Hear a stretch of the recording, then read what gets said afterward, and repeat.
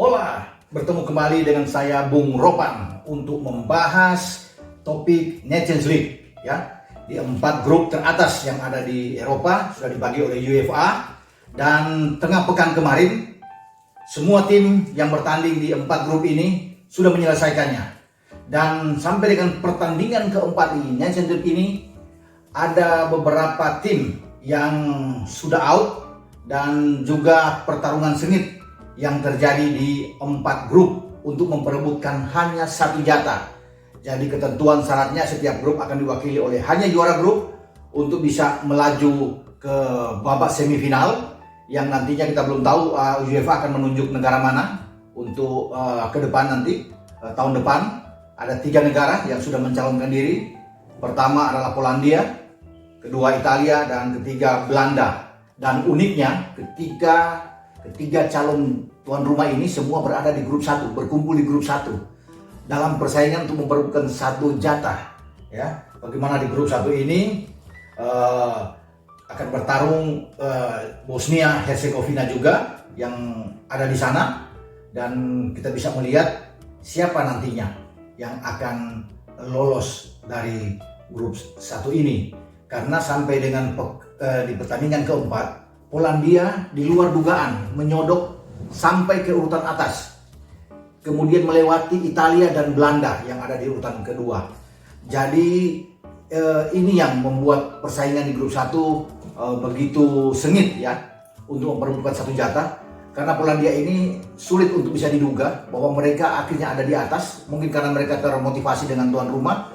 Robert Lewandowski dan kawan-kawan kemarin mengalahkan Bosnia, dan Bosnia sudah dipastikan out tersisi. Jadi hanya ada 3 di grup 1 ini yang bersaing, Polandia, Italia, dan Belanda. Belanda dalam posisi di ujung tanduk ya, dimana pasukan Frank de Boer ini harus betul-betul mengharapkan sebuah keajaiban ya.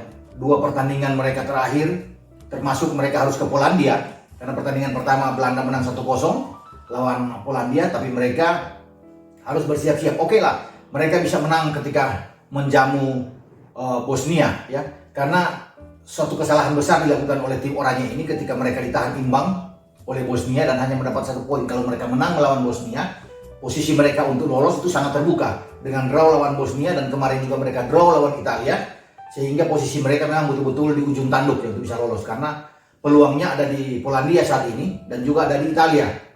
Jadi Polandia akan datang ke Italia untuk bisa bertarung setelah pertandingan pertama mereka draw, dan Italia juga harus menang kalau ingin menggeser Polandia. Jadi Polandia mungkin cukup dengan bermain imbang, artinya mereka agak aman, karena pertandingan terakhir mereka menjamu Belanda dalam pertandingan hidup mati. Jadi di grup ini memang posisi Belanda sangat terjepit sekali ya, sulit untuk bisa mengharapkan hasil dari pertandingan lainnya, karena Polandia mendapatkan angin bagus setelah mereka kemarin menang lawan Bosnia, apalagi akan mereka menjadi tuan rumah. Oke, kita tinggalkan grup 1 di mana sudah jelaskan bahwa peluang Polandia itu besar bersama dengan Italia, dan jika Belanda out, saya pikir posisi juga dari Frank de Boer sebagai pelatih gawat ya untuk bisa bertahan ya, karena memang dia tidak sisi untuk bisa melatih, karena banyak ketika di Inter juga di out belum sampai 2-3 bulan, kemudian lebih cepat lagi di Crystal Palace hanya dalam 5 match jadi pecat.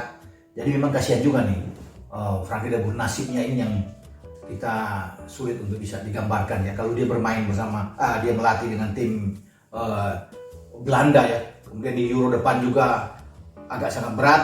Jadi kita bisa lihat KNVB bisa apa mempertahankan seorang Frank de Boer, tapi yang pasti posisi dia sangat sulit di grup 1.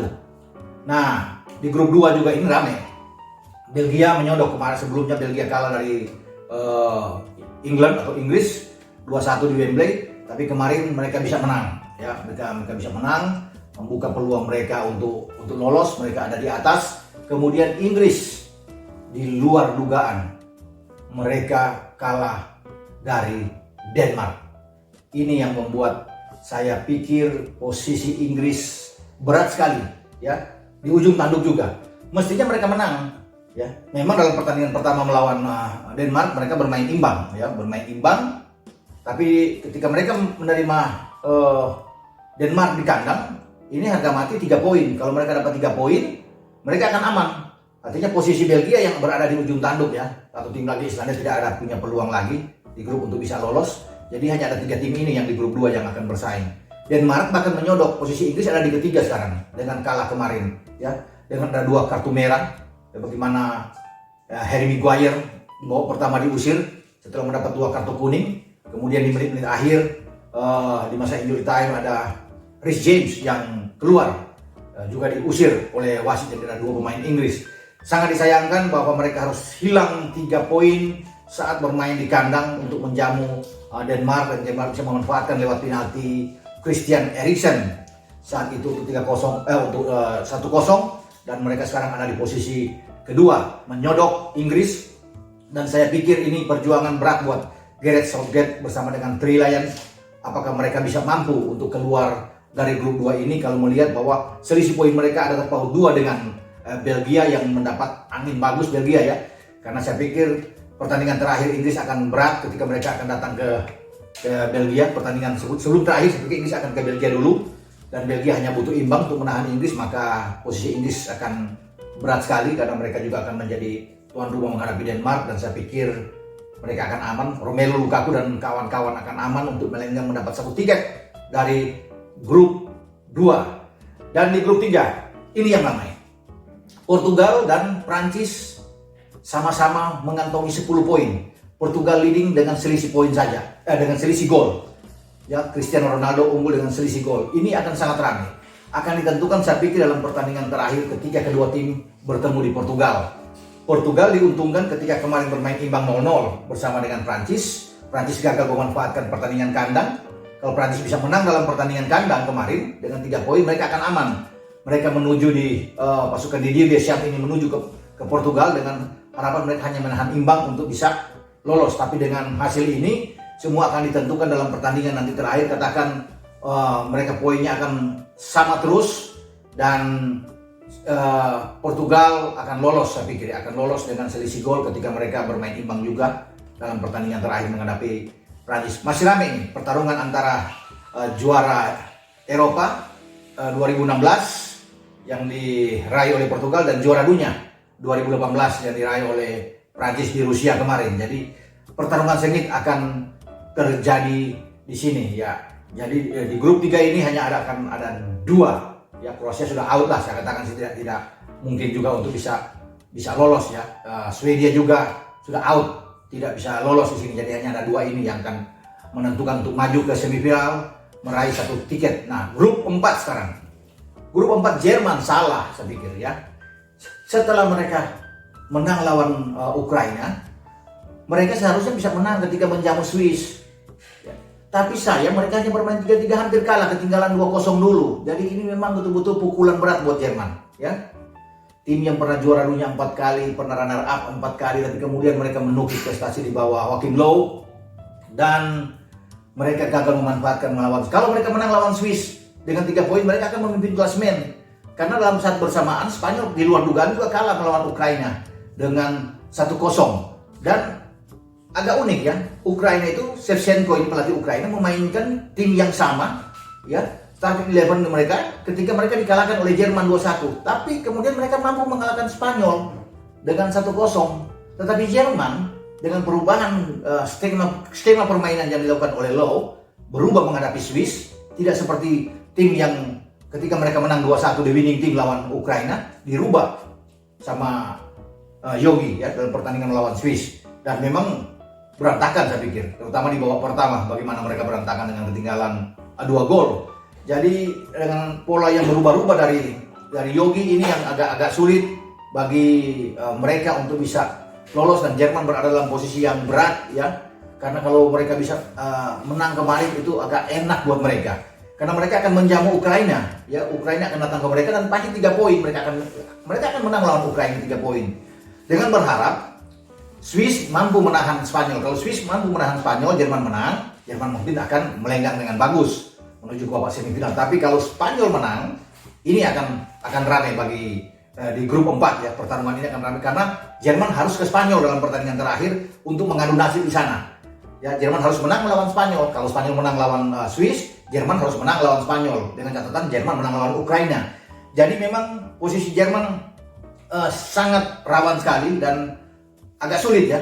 Ketika walaupun mereka hanya tertinggal 1 poin, tapi harapan mereka bergantung terhadap Swiss. Siapa tahu Swiss karena punya kedekatan dengan Jerman, ya, negara berdekatan, mereka bisa membantu Jerman. Mereka berusaha bisa menahan imbang karena kan Spanyol juga cuma menang 1-0 melawan Swiss. Jadi saya pikir kalau mereka imbang dan Jerman menang, ini terbuka peluang Jerman sehingga Jerman hanya butuh imbang untuk bisa datang ke Spanyol menahan Sergio Ramos dan kawan-kawan.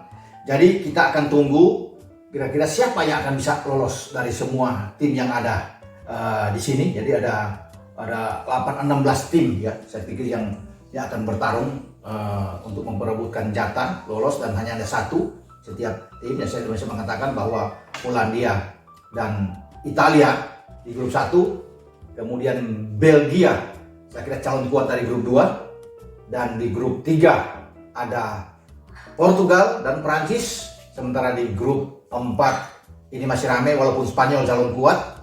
Kita masih mengharapkan bahwa ada terjadi turbulensi di sini dan Jerman bisa lolos dari lubang jarum walaupun agak berat tentunya. Spanyol diunggulkan dan Jerman yang ada di posisi kedua. Kita akan tunggu sampai pada bulan depan karena tanggal 15 November itu mereka akan bertarung. Juga tanggal 18 November mereka akan bertarung untuk mengunci siapa yang akan lolos 4 tim dari 4 grup ini untuk bisa main di babak semifinal. Karena pada Nations Cup yang lalu di Portugal menjadi juara setelah mengalahkan Belanda dengan 1-0 di final dan mereka mengunci gelar dengan baik bersama dengan Cristiano Ronaldo. Tinggal siapa yang nantinya akan lolos 4 tim berikut di Nations Cup untuk tahun 2020-2021. Oke, sampai kita ketemu dalam video berikut untuk membahas tim-tim lainnya. Ciao.